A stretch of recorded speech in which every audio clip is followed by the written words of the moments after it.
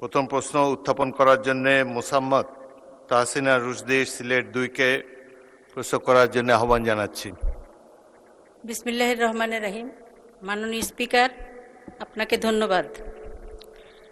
আমি আমার তারকা চিহ্নিত প্রশ্ন 1, মাননীয় প্রধানমন্ত্রী অনুগ্রহ করিয়া বলিবেন কি সরকারের নির্বাচনী ইস্তেহারে ঘোষিত বিভিন্ন কার্যক্রমসমূহের কি কি অগ্রগতি সাধিত হইয়াছে? আমি মহান সংসদে উত্থাপন করলাম।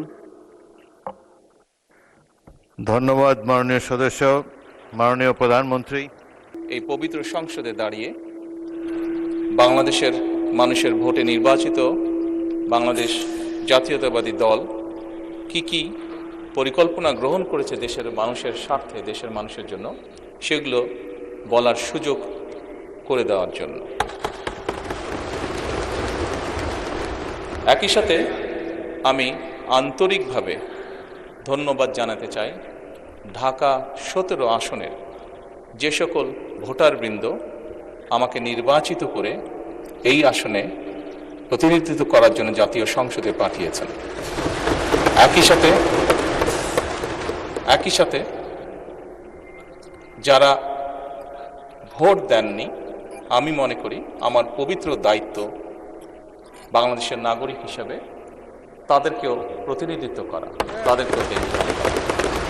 মাননীয় স্পিকার, সরকারের নির্বাচনী ইশতেহারে ঘোষিত কার্যক্রমসমূহ বাস্তবায়নের জন্য সকল মন্ত্রণালয় বিভাগ আগামী 180 দিন, আগামী অর্থ বছর এবং আগামী 5 বছরের কর্মপরিকল্পনা প্রণয়নের জন্য এরই ভিতরে বিভিন্ন প্রকার উদ্যোগ গ্রহণ করেছে। ইতিমধ্যে নির্বাচনী ইশতেহারে ঘোষিত কিছু গুরুত্বপূর্ণ কার্যক্রম বাস্তবায়নের লক্ষ্যে উল্লেখযোগ্যভাবে অগ্রগতিও হয়েছে। প্রান্তিক ও নিম্ন আয়ের পরিবারগুলোকে, যেখানে বাংলাদেশের অধিকাংশ পরিবারই প্রান্তিক বা নিম্ন আয়ের পরিবারের সদস্য, এই পরিবারগুলোকে প্রাথমিক পর্যায়ে 13টি জেলায় প্রায় 37,814টি নারী প্রধান পরিবারকে ফ্যামিলি কার্ড প্রদান কার্যক্রম শুরু হয়েছে। মাননীয় স্পিকার, একই সাথে কৃষকের সার্বিক সুরক্ষা প্রদানের জন্য সরকার কৃষক কার্ড প্রদানের উদ্যোগও গ্রহণ করেছে। প্রাথমিক পর্যায়ে কৃষি সম্প্রসারণ অধিদপ্তরের মাধ্যমে বাংলাদেশের 8টি বিভাগের 10টি জেলার 11টি উপজেলায় 11টি ব্লকে পাইলটিং কাজ শুরু হয়েছে। এছাড়া নির্বাচনী অঙ্গীকার বাস্তবায়নের লক্ষ্যে ইতিমধ্যে সরকার শস্য, ফসল, পশুপালন ও মৎস্য খাতে 10,000 টাকা পর্যন্ত কৃষি ঋণ এরই মধ্যে মওকুফ করেছে। মাননীয় স্পিকার, সরকারের নির্বাচনী ইশতেহার বাস্তবায়নের প্রাথমিক পর্যায়ে ঈদ উল ফিতরের পূর্বেই যা আমরা দেশের মানুষের কাছে প্রতিশ্রুতি দিয়েছিলাম, ঈদ উল ফিতরের পূর্বেই 3,995 জন ইমাম, 2,975 জন মুয়াজ্জিন, 2,604 জন খাদেম এবং হিন্দু মন্দিরের 114 জন পুরোহিত, 83 জন সেবায়িত, বৌদ্ধ বিহার বা প্যাগোডার 15 জন অধ্যক্ষ এবং 16 জন উপাধ্যক্ষ, সর্বমোট 9,102 জন উপকারভোগীর ব্যাংক অ্যাকাউন্টে নির্বাচনী প্রতিশ্রুতি অনুযায়ী সম্মানী পৌঁছে দেওয়া হয়েছে। মাননীয় স্পিকার, ই হেলথ কার্ড প্রদান বিষয়ে পাইলটিং কার্যক্রমের আওতায় খুলনা জেলায় ই হেলথ কার্ড প্রদানের জন্য একটি প্রকল্প অনুমোদন প্রক্রিয়াধীন রয়েছে। সরকারের নির্বাচনী ইশতেহার অনুযায়ী আগামী 5 বছরে ইনশাল্লাহ 20,000 কিলোমিটার খাল খনন পুনর্খনন কর্মসূচি গত 16 মার্চ 2026 হতে বাস্তবায়ন শুরু হয়ে গিয়েছে। এর মধ্যে জুন 2026 পর্যন্ত পানি সম্পদ মন্ত্রণালয়, স্থানীয় সরকার বিভাগ ও কৃষি মন্ত্রণালয় 1204 কিলোমিটার খাল খনন পুনর্খনন করবে ইনশাল্লাহ। এছাড়া দুর্যোগ ব্যবস্থাপনা ও ত্রাণ মন্ত্রণালয় কর্তৃক 2026 সাল পর্যন্ত কাবিখা, কাবিটা, টিআর এই সকলের মাধ্যমে 1500 কিলোমিটার খাল খনন পুনর্খনন সংস্কারের কাজ হবে ইনশাআল্লাহ। মাননীয় স্পিকার, সামগ্রিক বিশ্বে পরিবেশ একটি সিরিয়াস কনসার্ন হয়ে দেখা দিয়েছে। আমরা ইনশাল্লাহ 5 বছরে 25 কোটি বৃক্ষরোপণ ও সবুজ কর্মসংস্থান সৃষ্টির লক্ষ্যে বনায়ন সৃজনের জন্য ইতিমধ্যে 1,50,00,000 বিভিন্ন প্রজাতির চারা উৎপাদন করা হয়েছে।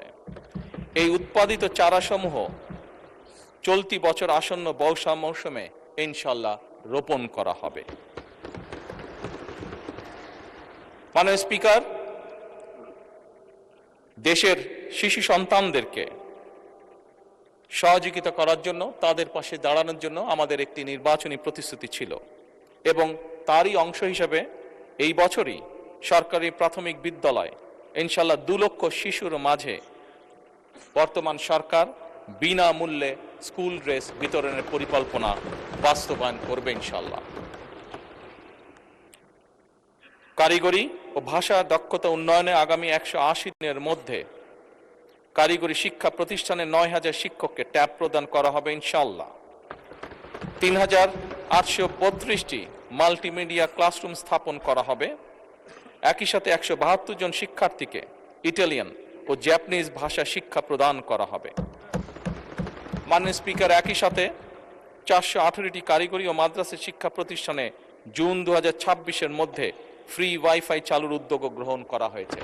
একই সাথে মাননীয় স্পিকার, বাংলাদেশে ঢাকা শহর সহ বিভিন্ন গুরুত্বপূর্ণ জায়গাগুলোতে পাবলিক প্লেস যেগুলোকে আমরা কনসিডার করি, এরকম অনেকগুলো জায়গাতে এর মধ্যেই ঢাকা কমলাপুর স্টেশন, ঢাকা বিমানবন্দর সহ এরকম গুরুত্বপূর্ণ জায়গাগুলোতে এরই মধ্যে ফ্রি ওয়াইফাই স্থাপন করা হয়েছে। মাননীয় স্পিকার, আপনি নিজেও একজন খেলোয়াড় ছিলেন, বাংলাদেশের অন্যতম ফেমাস খেলোয়াড় ছিলেন, ফুটবল প্লেয়ার ছিলেন।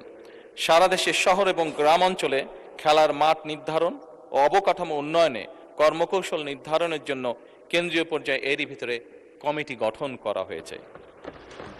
হাইটেক সফটওয়্যার পার্ক ও আইসিটি সেন্টার সমূহ কার্যকরভাবে পরিচালনার জন্য এবং বাংলাদেশে আমাদের ইয়াং জেনারেশন যারা বিভিন্ন আইটিতে কাজ করে থাকে তারা যাতে তাদের আর্থিক বা যেই অর্থ তারা সঞ্চয় করে থাকে এটি যাতে স্বাচ্ছন্দ্যে তারা এই দেশে নিয়ে আসতে পারে, সেই জন্য পেপলের কার্যক্রম আরম্ভ করার কার্যকর উদ্যোগ এরই মধ্যে গ্রহণ করা হয়েছে এবং এর জন্য একটি কমিটিও গঠন করা হয়েছে। মাননীয় স্পিকার, নির্বাচনী ইশতেহারকে প্রাধান্য দিয়ে বেতন কাঠামো আদায় জাতীয় ক্রীড়াবিদদের জন্য, যা আপনি নিজেও আমি বিশ্বাস করি অ্যাপ্রিসিয়েট করবেন মাননীয় স্পিকার, এরই ভিতরে ক্রীড়া ভাতা চালু করা হয়েছে। প্রাথমিক পর্যায়ে 500 জন ক্রীড়াবিদকে এই ভাতার আওতায় আনার পরিকল্পনা নেওয়া হয়েছে, যার মধ্যে মাননীয় স্পিকার এরই ভিতরে 129 জন আন্তর্জাতিক বিষয়ে সাফল্য অর্জনকারী ক্রীড়াবিদকে এরই ভিতরে ভাতা প্রদান করা হয়েছে।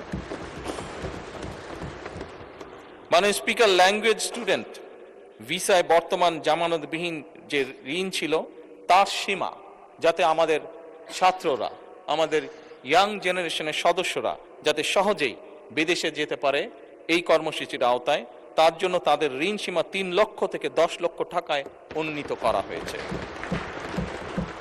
জাপানগামী শিক্ষার্থীদের জন্য ভিসা সিওই এর ভিত্তিতে এই ঋণ প্রদান সহজকরণ করা হয়েছে আগের থেকে অনেক। মাননীয় স্পিকার, আপনাকে আন্তরিক ধন্যবাদ। ধন্যবাদ মাননীয় প্রধানমন্ত্রী।